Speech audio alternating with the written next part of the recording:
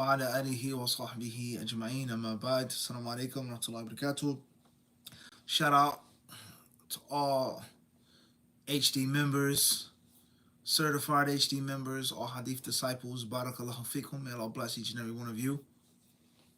And before we start, inshallah ta'ala, with this Q&A session, this live Q&A session, we make another reminder.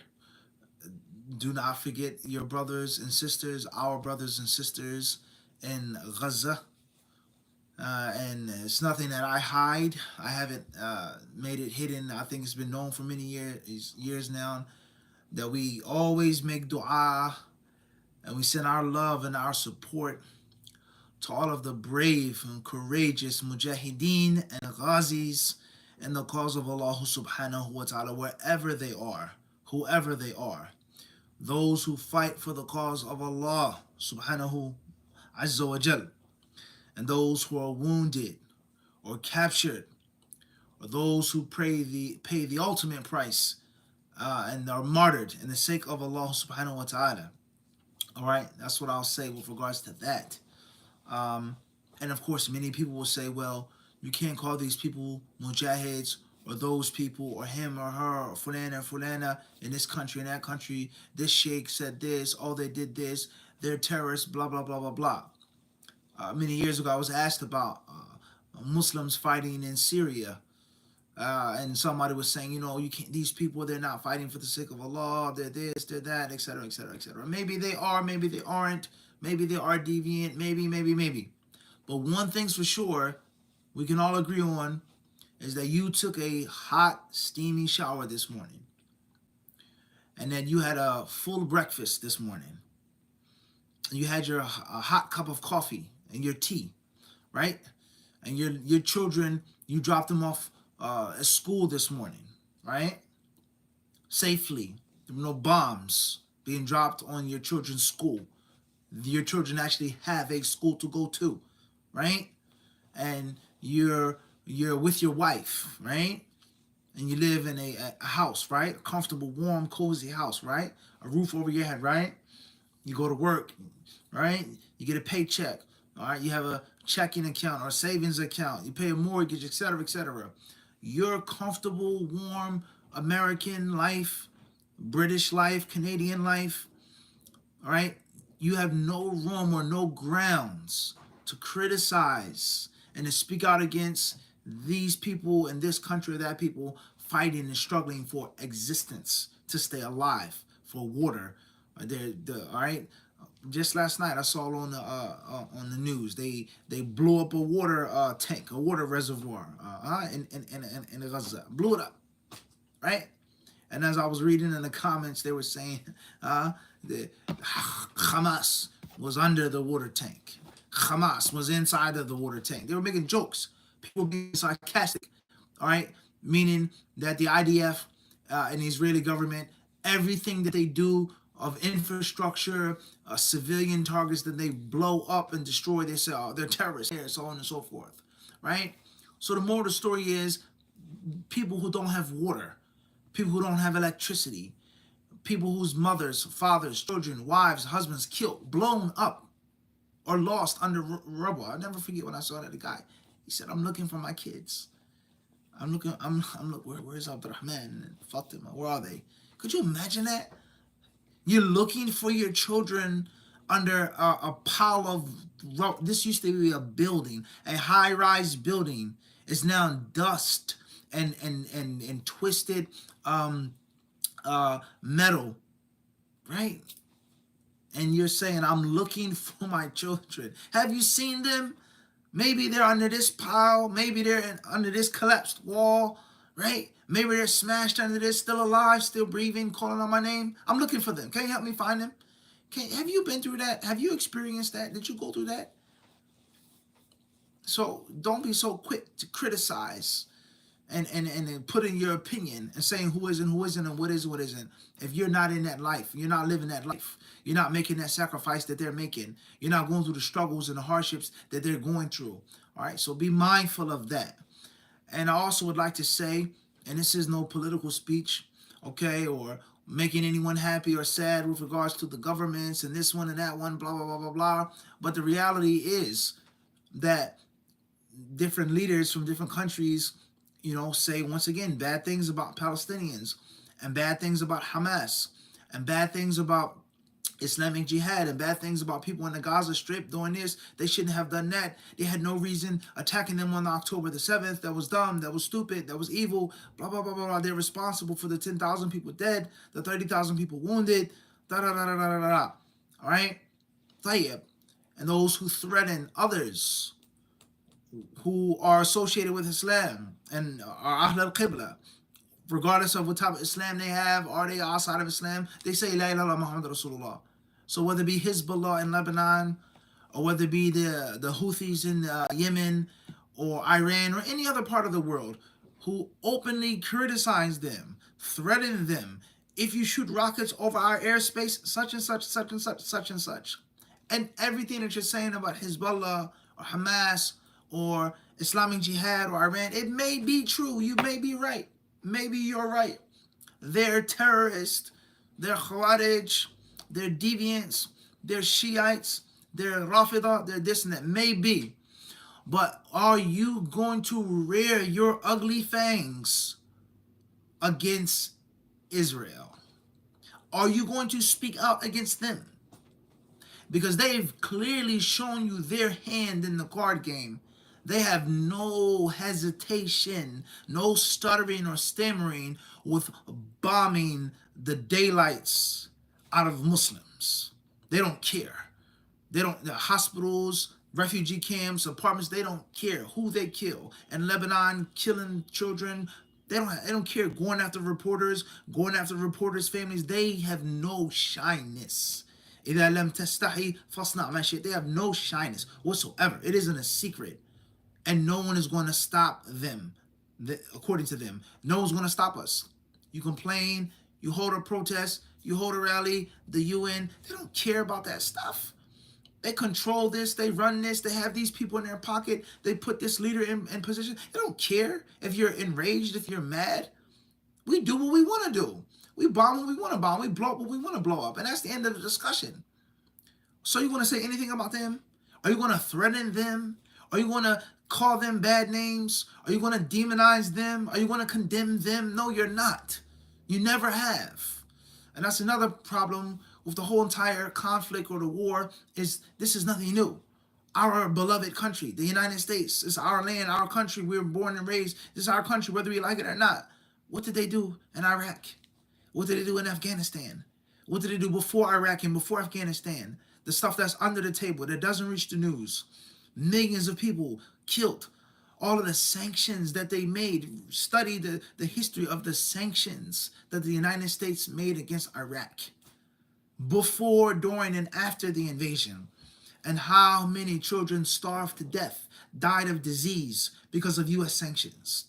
So they don't care about human life, let alone Arab life, let alone Muslims. They don't care. They have no shyness. They're not hiding their crimes. That doesn't bother them. So are you going to say anything about them? Are you going to condemn them? Are you going to shame them? No, you're not. You're not going to say nothing about Israel. You're not going to say nothing about America. They're going to go there, and every time they visit the Middle East, where do they land first? Do they go to Jordan first? Do they go to Saudi Arabia first? Do they go to Egypt first? Of course not. They're going to Tel Aviv. They're going to Israel first, visiting them first.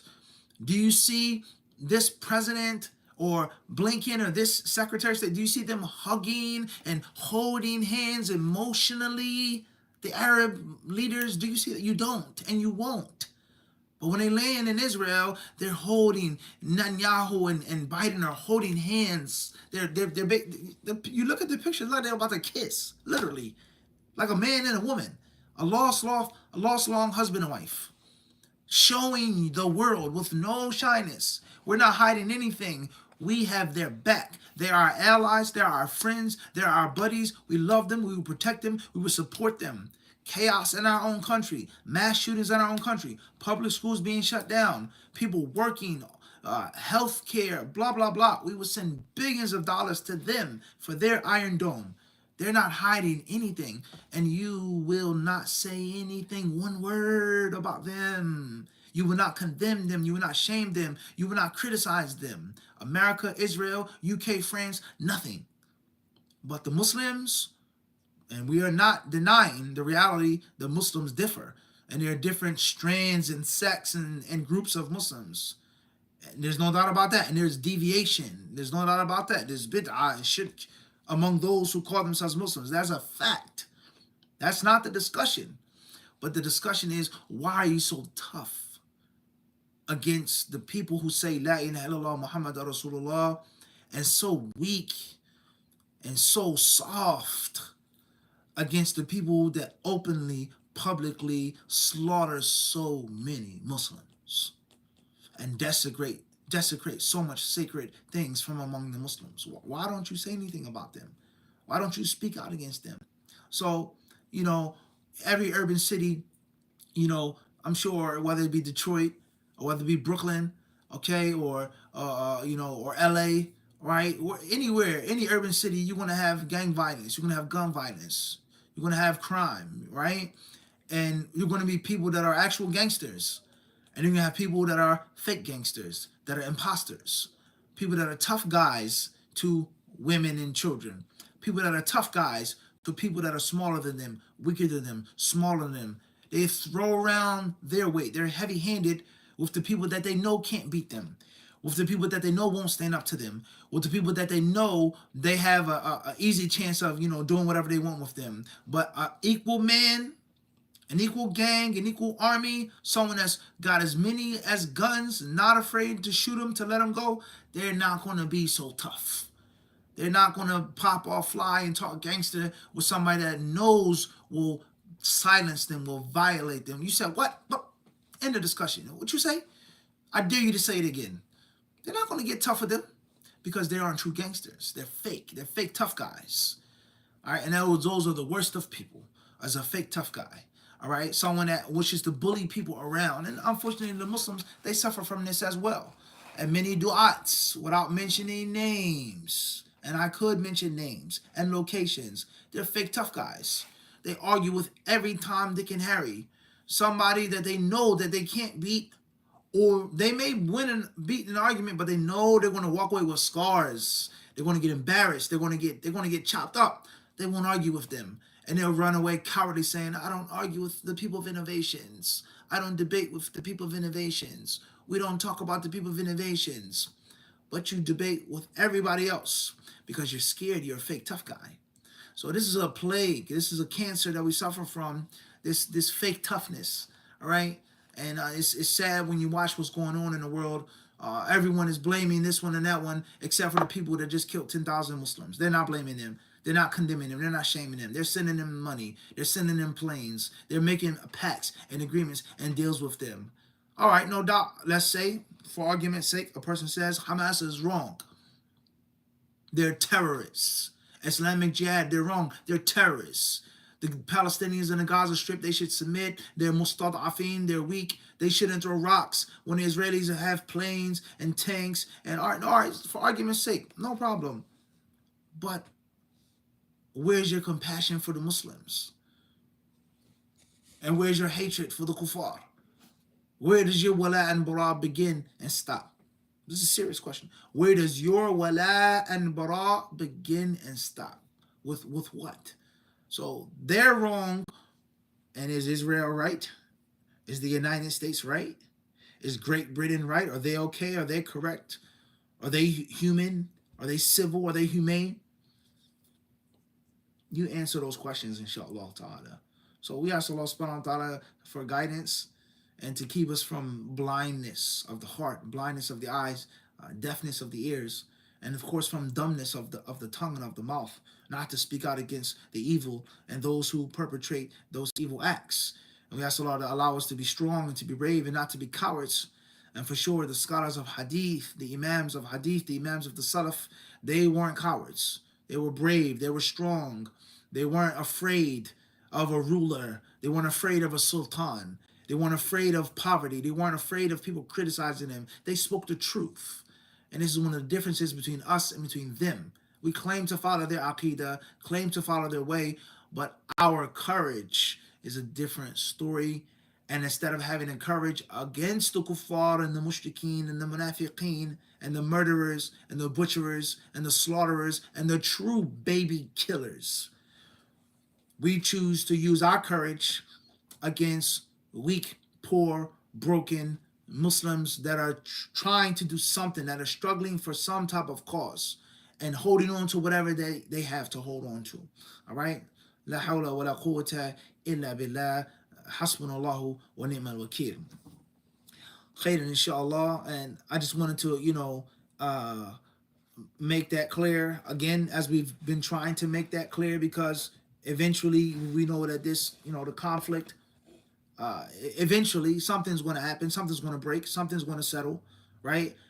And I do not want to be, after everything's said and done, to be among those who were scared and said nothing and moved at all, had no emotion, no concern, no jealousy for the Muslims and for Islam and for the Al-Masjid al-Aqsa. We don't want to be from among those people, right? Just like COVID-19. Remember with COVID-19, everybody was scared, everybody was shook. The masjids were shutting down, muftis were giving fatwas. You can't make Jum'ah, there's no Jum'ah. I know people that didn't make Jum'ah for 4 or 5 weeks straight, 6 weeks, no Jum'ah, based off of fatwa. COVID is over and done, and now the people, they come back like nothing ever happened. They're like, they're brave and tough. No, you were scared. You were scared. You were punked into the corner. They punked you. They pressured you to leave off your deen for a virus, right? So after the smoke is clear, my advice is never allow yourself to be among the cowards, the chumps, right? Never be a punk, because when the smoke is clear, you can't be with the heroes. You can't be with the tough guys. You can't be with the people who have heart, who had heart. You can't be with them. Get out of here. You can't sit at our table. You can't have lunch. They're going to say to you, oh, I'm with you. No, you were with the kuffar when we were, you were with the Zionists. All right? You were licking their feet, begging for their table scraps, offering things to them, kissing and sucking up to them. When the smoke is clear, hatta ya'ti Allahu bi'amrihi, and when Allah Azza wa Jalla brings his affair, when the affair of Allah comes, when the Muslims are given victory and they're humiliated and ashamed and disgraced, don't try to be with the Muslims then. Don't try to be with the brave people then. You were with the cowards. You were a coward. You chose to keep silent. You chose to defend them, to make excuses for them, and to shame your Muslim brothers and sisters. So whoever this message reaches, whoever's going to watch this and listen to this, please hearken these words. Wallahu ta'ala a'lam. So inshallah ta'ala, we'll take a few questions. And before we do, a brief book, or a book that I'll briefly present to you guys. People ask me all of the time, how are you so well versed in history, in which I'm really not.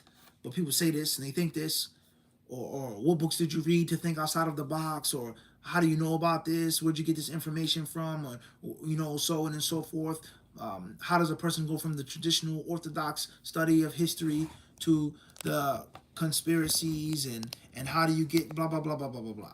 So this is one book from among many other books and among many other sources for the unorthodox, non or untraditional version of many historical events, let alone history in general. All right. And this is a book that was gifted to me, alhamdulillah. Shout out to Abu Ruqayya, Abs the poet, in Brooklyn. Hopefully he doesn't get mad or upset by me showing the people that he gave me. It's a book which is called The Unseen Hand. The Unseen Hand. And it says an introduction to the conspiratorial view of history by Ralph Epperson.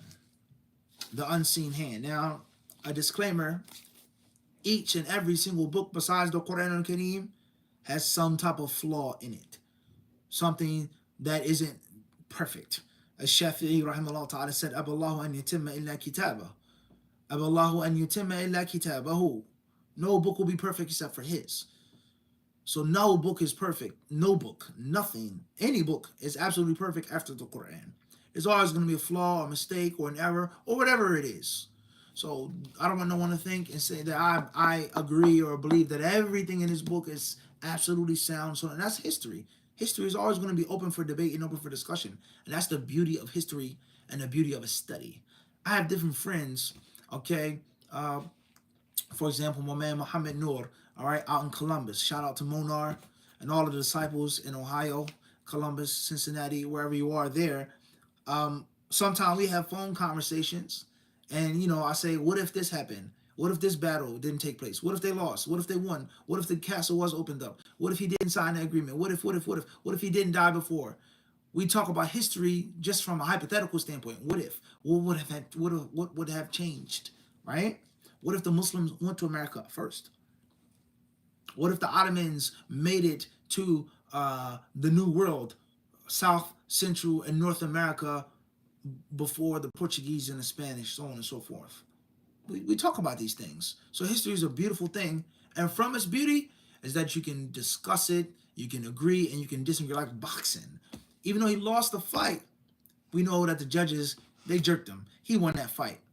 That's the richness of it. So this book isn't meant to give you and teach you everything. But the book, inshallah ta'ala, is meant to give you out of the box and open your eyes, and everything that you've been told and taught isn't what it actually is. All right? So it's a very interesting book. So many different quotes. Things will blow your mind, especially about the Western hemisphere of the world. All right? The Western countries and the rise of the United States, right? Manifest destiny, sea from sea to shining sea. All right, very interesting. Here, it's in the 12th chapter, page 130, page 132. It talks about the American Revolution. All right, and just some benefits. It says here, it is interesting to discover why the two major leaders in the American Revolution of England were fellow Masons, Benjamin Franklin and George Washington. When America needed a national army and a national diplomat, it turned to brother George Washington as the only officer who not only had national fame, but who, due to his Masonic application, had friends in all parts of the continent. At the crucial moment when America, on the verge of defeat, needed foreign alliances, it turned to brother Franklin, the only American who had worldwide fame and who, due to Masonry, had friends all over the world. Washington, in turn, surrounded himself with fellow Masons. All the staff officers Washington trusted were Masons, and all the leading generals of the army were Masons. These decisions by Washington paid an additional bonus, as it is likely that Washington himself had decided to staff his armies with fellow Masons for this reason. It seems even likely that the unforgettable and mysterious laxness of certain English military campaigns in America, particularly those of the Howe brothers, one admiral and another a general, was deliberate and due to the Masonic desire of the English general to reach peaceful settlement and shed as little blood as possible. That's deep now. That the American Revolution wasn't just based off of chivalrous, brave men crossing the Delaware. No. There were things on the inside. There were people that were sabotaging the English or the British effort to subdue this rebellion. And you ever ask yourself that question? Have you ever asked yourself that question as an American? How was Great Britain defeated? And the manner in which it was defeated by the Americans.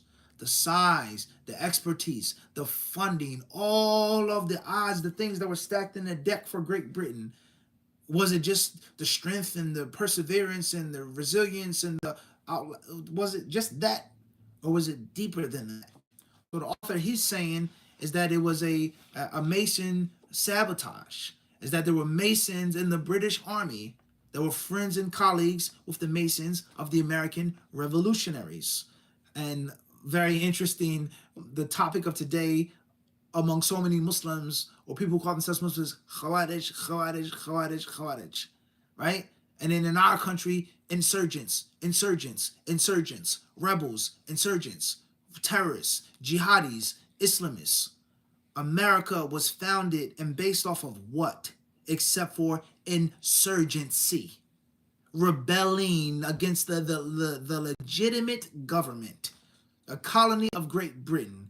No representation, taxation, etc. They rebelled and they terrorized them, right? They didn't just fight them all on the battlefield. They were guerrillas. They fought tiny wars, smaller wars. They brought baggage trains. They did all types of stuff to win their independence. So America is founded off of fighting, the sword, not the pen. We shall overcome. America was established off of blood. And as Mao Zedong said, history is written in iron and blood.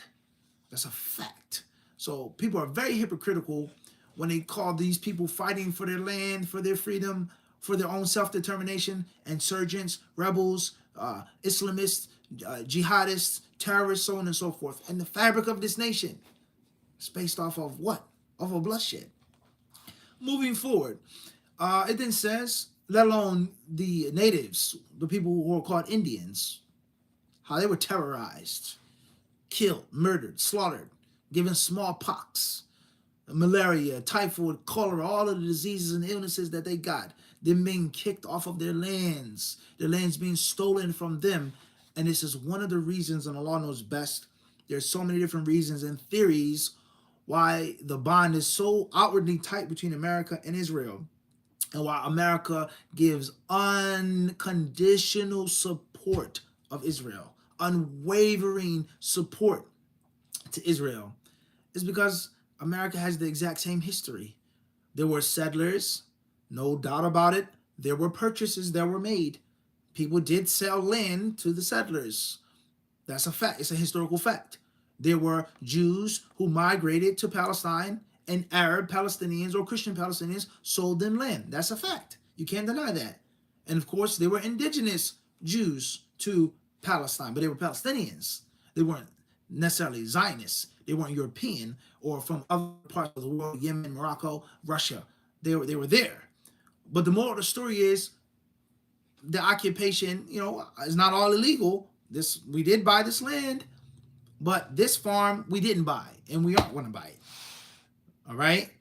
This farm we're going to use our weapons to take.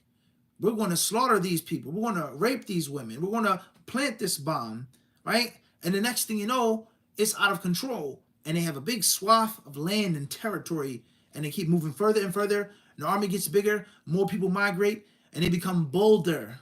And they use even more sly tricks to hoodwink the people. You signed this, so therefore this. You didn't tend to the farm for 3 years, so now it's ours. And the next thing you know, take it all over. That's exactly what happened in this country. That's a fact. So there was a mixture of buying and selling of land.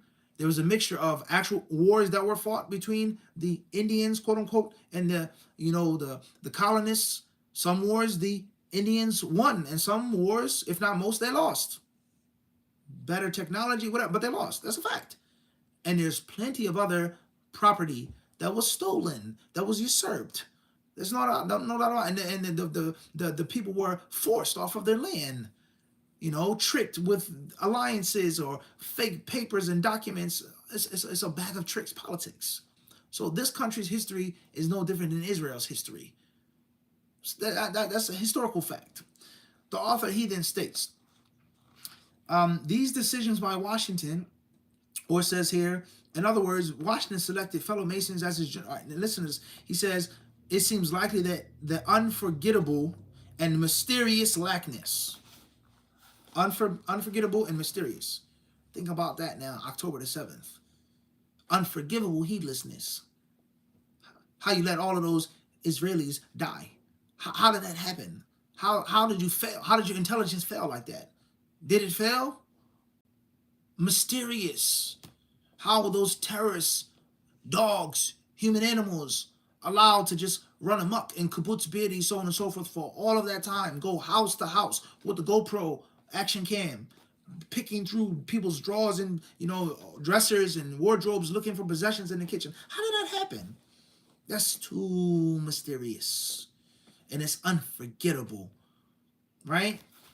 The author then states, in other words, Washington selected fellow Masons as his general staff, because he knew that the commanding general of the English troops was also a Mason. The fact that a Mason is duty bound not to kill a fellow Mason if he knows that his opponent is also a Mason has made it extremely difficult for many non-Mason generals to get their troops to perform well in battle.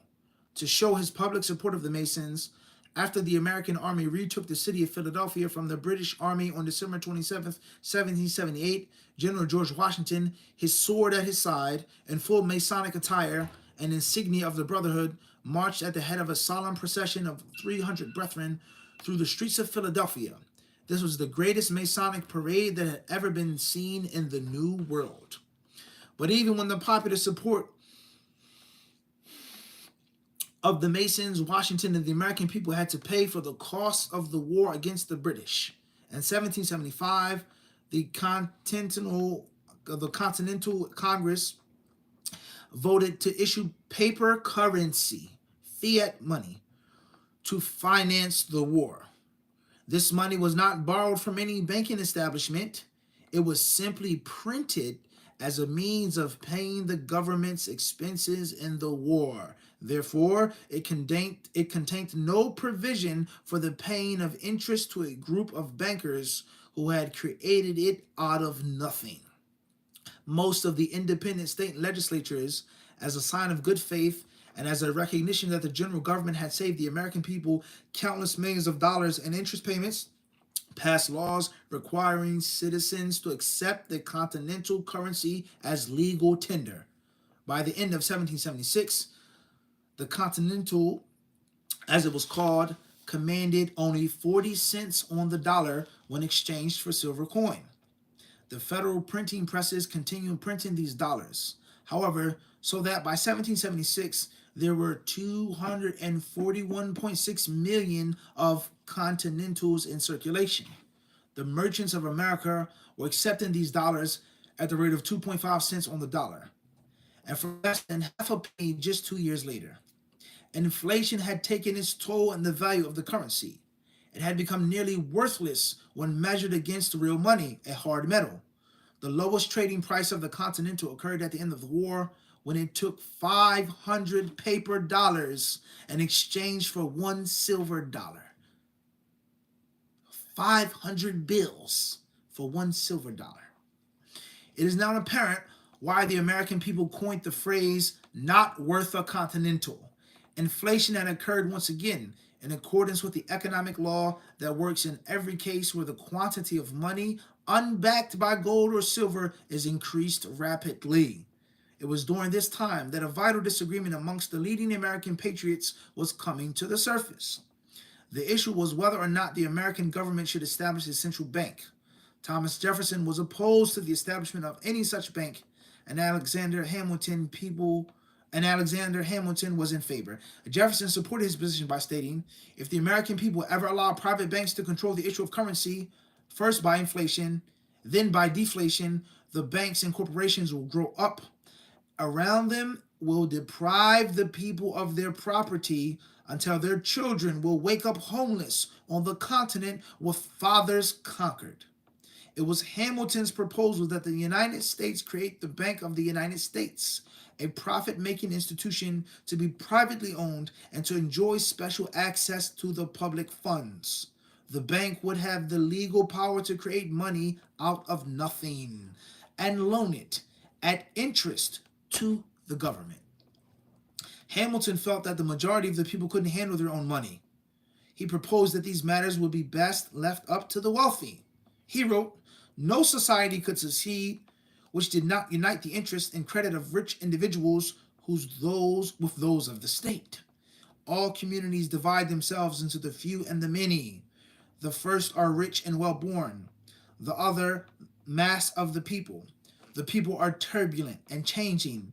They seldom judge or determine right. Allahu Akbar.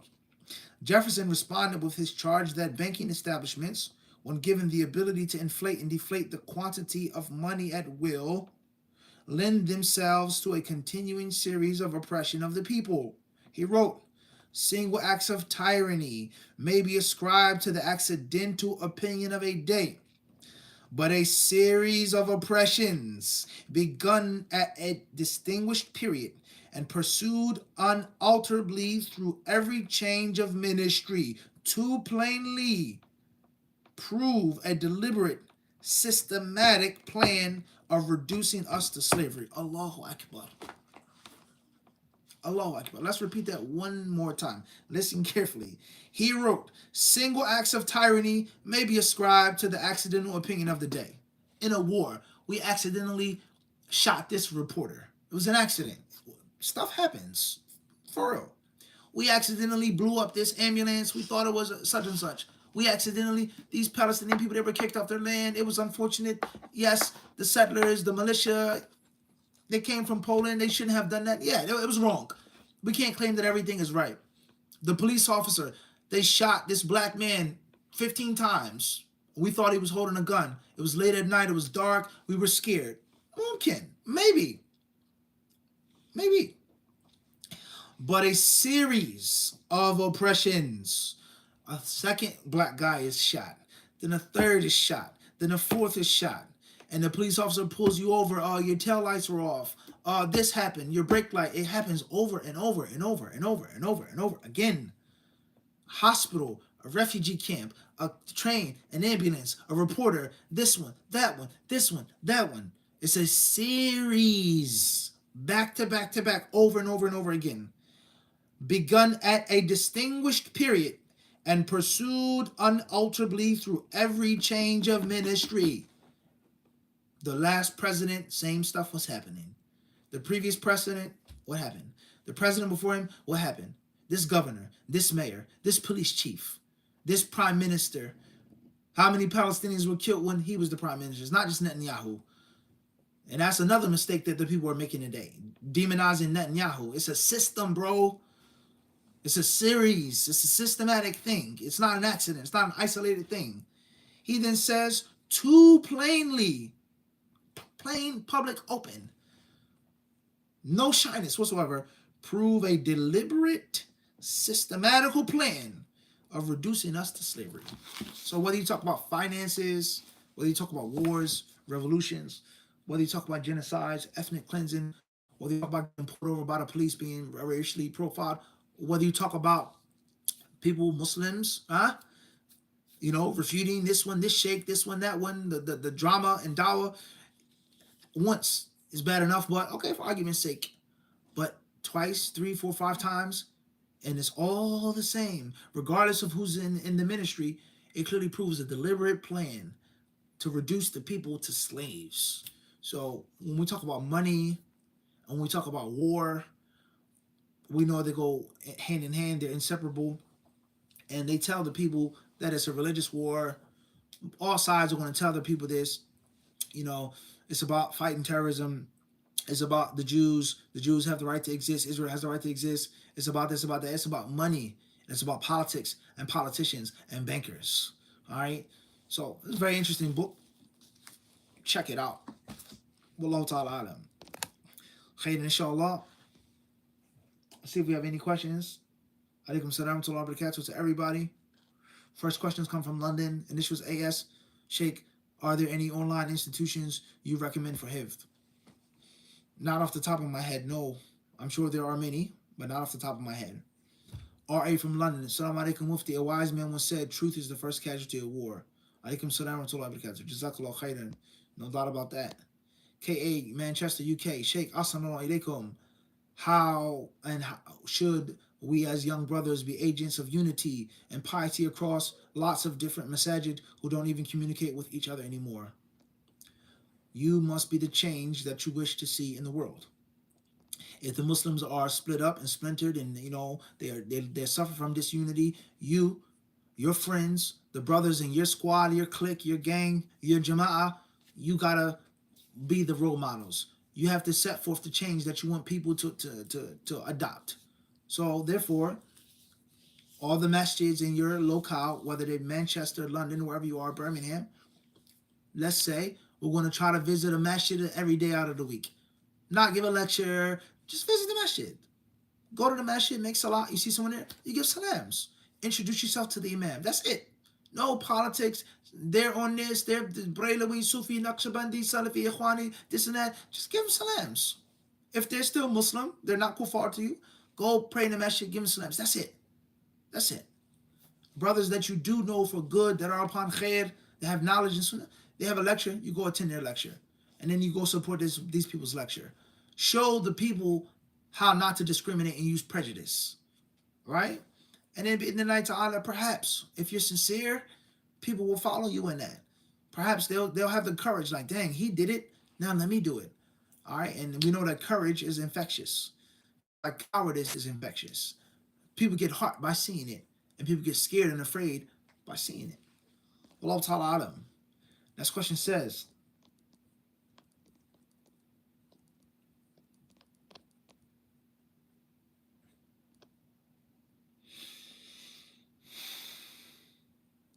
RP from London, Assalamu alaikum, Mufti Munir. May Allah increase you in knowledge and preserve you and your family's health. Ameen, ameen. Jazakallah khairan.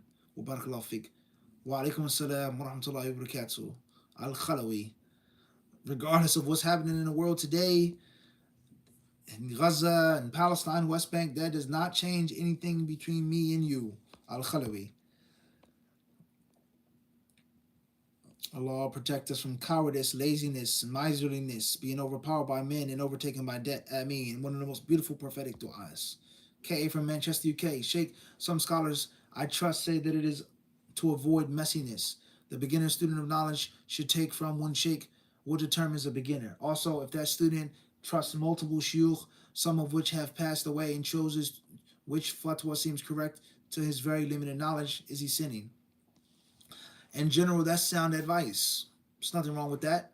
You should have just one teacher in the beginning.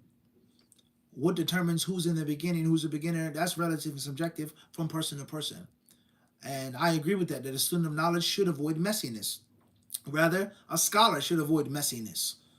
A student of knowledge who's intermediate, who's advanced, should avoid messiness. All right? But the problem comes in the people determining and defining what's messy. You following the hadith, they say is messy. You saying you have a teacher in Nahu and a different teacher in Sarf, they said it's messy. You got to stick to one person, follow him for 20 years, blindly follow him for 20 years, absolutely. Don't read no proof and evidence. Nah, that's not messiness. So yes, seeking knowledge has to be systematic. Wallahu ta'ala alam. And of course, there are details with regards to having more than one teacher. There are details to that. Sticking to choose to one person, so on and so forth. There are details.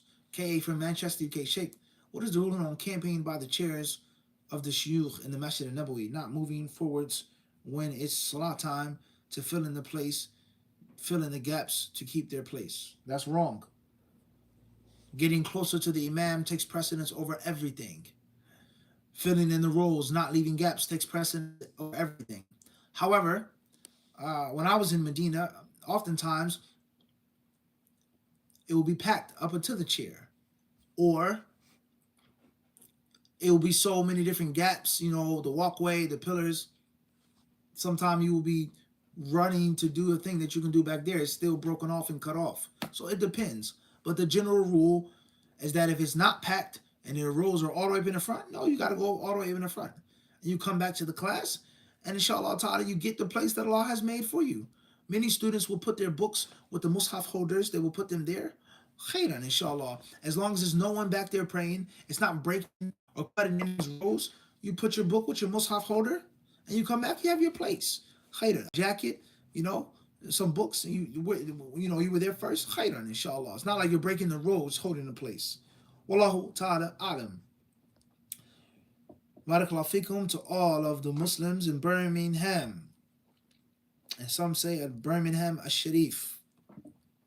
AY from London, UK. I watch videos of those kids in Palestine and it makes me feel embarrassed and ashamed. Making dua, asking Allah to deal with my own petty matters. Well, I mean, I don't want to, who am I to say it, but we should be ashamed. We should be embarrassed of, what has happened to the Muslim world, what's happening. We should be ashamed of Iraq, left in shambles. We should be ashamed of what they did to Afghanistan, left in shambles. We should be ashamed and embarrassed of Guantanamo Bay and all other places and locations. We should be embarrassed and ashamed of what happened in Libya. We should be. We should be ashamed. What happened in Mali? We should be ashamed. What happened in all the different parts and regions and areas of the Muslims? We should be ashamed. We should be embarrassed. We should be shy. All right? Allahumma musta'an. But at the same time, like we said on Saturday when we were in Plainfield, no matter what happens in Gaza, in Israel, Palestine, whatever, West Bank, life does go on. And you have a life that you have to live. If you're not living there, if you're not in that struggle, if Allah did not put you in that situation, you still have to live your life as a Muslim. You still have to make tawbah. You still have to make dua. You still have to ask Allah for the things that you need. You have to do your responsibilities and your duties. So don't go extreme in that sense. And a very sad reality, I'm going to say it, and I don't want to offend no one or be insensitive, but it's the truth. The problems, the mind-boggling, fact or reason-defying events have been happening in Palestine before you were born. They have happened and are happening while you're born, when you're living. And in most cases, wallahu ta'ala, Allah knows best, but the foreseeable future, the problems are going to continue after you die. Even if the Muslims, Arabs, whatever you wish to call them, people have different, terminologies that they use, the Palestinians, the Christians, whatever. If Palestine gets all of Palestine back, Israel's no more, it's still going to be fighting. It's still going to be political strife. If there's a two-state solution, the West Bank becomes its own independent Palestinian state, there's still going to be fighting. There's still going to be strife. This is how it is. And there are different reasons behind that. The Palestinians will always feel slighted. That we suffered for all of these years, all of these people that were killed, massacred, wounded, we were humiliated and disgraced. You think we're going to forget it overnight? What took you so long to give us our rights? What took the world so long to give us our own state? What's taking so long behind a two-state solution for those who believe in that? They're going to feel that way, and rightfully so. And the Zionists, or the Jews, or the Israelis, whatever you used to call them, if they have two states, they're always going to feel they're God's chosen people. And they're always going to feel that the Arabs are second-class humans and beneath their feet and made to serve them. And they're always going to feel that Palestine was a swampland, a marshland. It was a barren desert before we got here. We built Tel Aviv. We made these establishments. We created these universities. We turned Israel, turned Tel Aviv. We turned these cities, Haifa, Tabariya, Jaffa. We made all of these lands into thriving, prosperous lands. The Arabs had it for years. They did nothing with it because they're Arabs. They're stupid, dumb, backwards sheep herders, camel jockeys. That's all they are. That's all they've ever been in history. We're the Jews. Economic masterminds, political masterminds, legal masterminds. They're always going to feel that way. And they're always going to be violent and brutal and implementing and putting forth and pushing their goals and agendas and objectives as they always have from the very first day. So it's always going to be fighting. It's always going to be a clash. It's always going to be an orphan whose father was killed. It's always going to be a widow whose husband was killed. It's always going to be someone's land. It's always going to be a poor farmer whose olive tree grove was taken from him. This is how it is. So you can't allow that to get you to stop living the life that you have to live. And you make dua to Allah for everything. All right? Wallahu alam. UH from Long Island, New York. Can you combine salat, tawbah, with other optional salat like duha? First and foremost is salat al-tawbah. That in itself is a debated issue. Is such a thing called salat al-tawbah.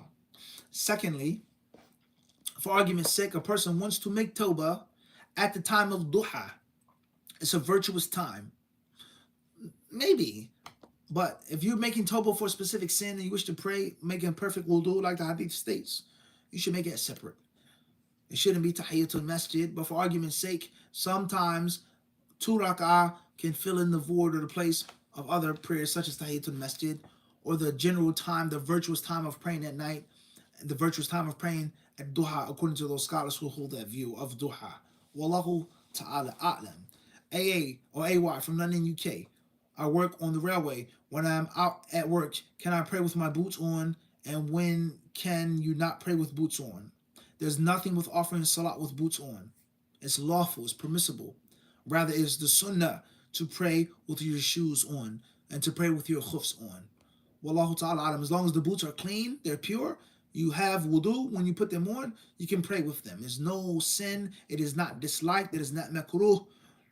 It is not recommended to take off your shoes. You are allowed and encouraged to pray in your shoes, to pray in your boots, especially at work. Assalamu alaikum. Dean, Birmingham, UK.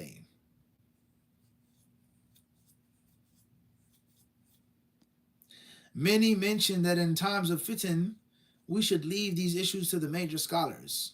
If true, how do we understand and apply this to the West, especially? Next question. UH from Long Island, New York. Salam. Can I pray next to an elderly person sitting next in a chair? Is that considered breaking the row if the rows are not straight in? May Allah bless you, Mufti. Barakallah Fiqh. It's nothing wrong with praying with someone in a chair. Sometimes you have no choice. Sometimes you have to pray with someone in a chair. Tayyib. They're sitting and you're standing. Try your best to come as close as you can to the chair, and the back legs of the chair should be with your heels, not the front legs of the chair. Wallahu ta'ala alam. And of course, there's a fiqh of praying in chairs. There are times which praying in chairs is lawful, and there are times which praying in chairs may not be lawful. And many scholars, they say, some say, Allahu alam, this is not my speech. Some say that a person who prays in a chair is his prayer is not going to be full. It's incomplete. Whether it's invalid or whether it's lacking reward. And that's because he walked to the masjid. He walked to work. He went here. He ate here. He sits down in a restaurant. Everything's fine. But when the prayer comes, he has to sit down. That's food for thought. Wallahu ta'ala alam. Let alone, is it the sunnah to pray in a chair, or should one pray sitting down on the floor? KA, Manchester, UK. Is sujood as-sahu legislated for the one who says something out of place as an addition to what is supposed to be said? Example, saying subhanallah, then Allahu Akbar between movements. Some scholars say that sujood as-sahu can be made for any accident based off of forgetfulness. And other scholars hold the view that the sujood as-sahu is only for that which is a must in the prayer. Understand? And some, they say that when it comes to the adhkar, the sujood as-sahu is not applicable. The sujood as-sahu is pertaining to the arkan and the wajibat, the movements, specifically the arkan. Wallahu ta'ala alam. So a safe thing to do is to make it. Many scholars say that that's fine. Wallahu alam. Question come from Nuruddin Kalawi. Ya akhi. How to contextualize the current situation in Palestine with the prophecy of the Jews following the Dajjal and the signs of the hour connected to the Yahi. Leave these questions to the major senior scholars. AS, Kent, UK. Assalamu alaikum wa rahmatullahi wa barakatuh. Sheikh, what must you make sure to do when doing istighfar? Well, the general rule is you can just make istighfar. The scholars who hold the view that istighfar is different than tawbah, they say you can make istighfar anytime, in any way, in any manner, with or without sincerity. If you just said it, astaghfirullah, make dhikr. Tawbah requires conditions. You have to put the sin down, walk away from the sin. You have to have sincerity. You have to do it with the determination not to go back, etc., etc., etc. So some scholars say that tawbah is a supplication that a person makes. Now, of course, you're supposed to make istighfar with the heart, with the mind, with the tongue. Of course. The highest level of istighfar, of course. You're supposed to make istighfar with the sincere intention. But istighfar isn't the same, doesn't have all of the same conditions like tawbah does. Understand? Wallahu ta'ala a'lam. Tayyib, inshallah. Last question is coming from Long Island. Initials UH. Salam, Mufti. I remember you said you had a stuttering problem when you were younger. Now it's one of your greatest strengths. Do you have any tips on how you got out of it? I feel. Jazakallah khairan. Yes, when I was younger, I had a very bad stuttering problem. And of course, it was difficult. It was challenging. It was embarrassing. But says like my own stuttering problem happens when I'm speaking with people who are quick witted and I have to keep at their pace. When I'm speaking at my own pace, it's not a problem. May Allah bless you. I honestly don't remember anything special or out of the way when I was younger. I don't remember anything from my parents, my mom, or my dad, special classes or therapists. I just remember it just going away. Honestly, as weird or strange as that may sound, I just remember going from stuttering to excelling at school, writing poems, saying poetry, performing poetry in front of the crowd. I don't know. Uh, but I will give you some advice, and that advice is always go at your own pace and speed in life. Don't allow no one, don't force no one to force you to talk at a pace or a speed. And obviously, here in the United States is cut and sectioned off into different, territories. You got the North, you got the Northeast, East Coast, Southeast, South, the Dirty South, Midwest, Texas, Cali, so on and so forth, right? West Coast, East Coast, North, South, etc. So people from the North, they automatically look down upon Southerners. And they think that Southerners are dumb and stupid and dim-witted because they talk slowly, because they talk slow. They talk at a slower pace. Just because you talk fast, talking fast or fast speaking fastly could be a sign of intelligence. Like it's a computer, your processor is rapid, but it doesn't mean that you're smarter just because you talk faster. You could talk fast and be stupid and dumb. You could say a bunch of rubbish. You could be waffling, right? You could be saying a bunch of nonsense, talking outside of your neck. It doesn't mean just because you're that you're smarter. And just because a person is talking slow or slower, it doesn't mean he's stupid or dumb. Oftentimes, people associate sluggish speech or slow speech with lack of intelligence. Sometimes it is, but not all the time. So just because you stutter or you stammer or you have to talk slower, you have to concentrate, whatever, it doesn't mean that you're less intelligent. All right? Don't ever forget that. All right? Allah Ta'ala, I would make a lot of dua, and I would take the necessary. I would make a lot of dua for Allah to remove it. وَاحْلُلْ عُقْدَةً مِّن لِسَانِي يَفْقَهُ قَوْلِي. Musa alayhi said, "O Allah, remove the knots from my tongue so they can understand my words." That's a beautiful prophetic dua. Okay? And Allah Azza wa Jal speaking about and telling us, يعني علمه البيان, that He taught men the bayan, how to speak with clarity, fluently, eloquently, al-bayan. So you ask Allah to give you the bayan, all right? Okay? And you ask Allah to remove it. Whether it's a sickness or an illness or a defect, you ask Allah to remove it. That's included in the Prophet ﷺ seeking Allah's refuge, Mu'min Sayyid al-Asqam, seeking refuge from any type of illness or blight, whatever the case may be, right? And last but not least, you may have to do some therapy, some classes, some exercises, right? Inshallah, which can help you rid you of that stammering. And if it can't get rid of it, then at least it can lessen it, huh? Allah subhanahu wa ta'ala surely knows best. Walhamdulillahi Rabbil Alameen. Thanks a lot, everybody watching and tuning in. Don't forget, Bidnillahi Ta'ala, to sign up. It's not too late. We will be launching our sisters class very, very, very soon.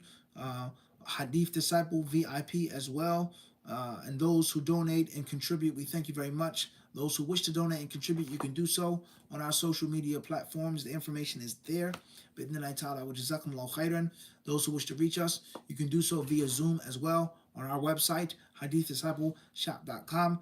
Wa jazakumullahu khairan. Assalamu alaikum wa rahmatullahi wa barakatuh.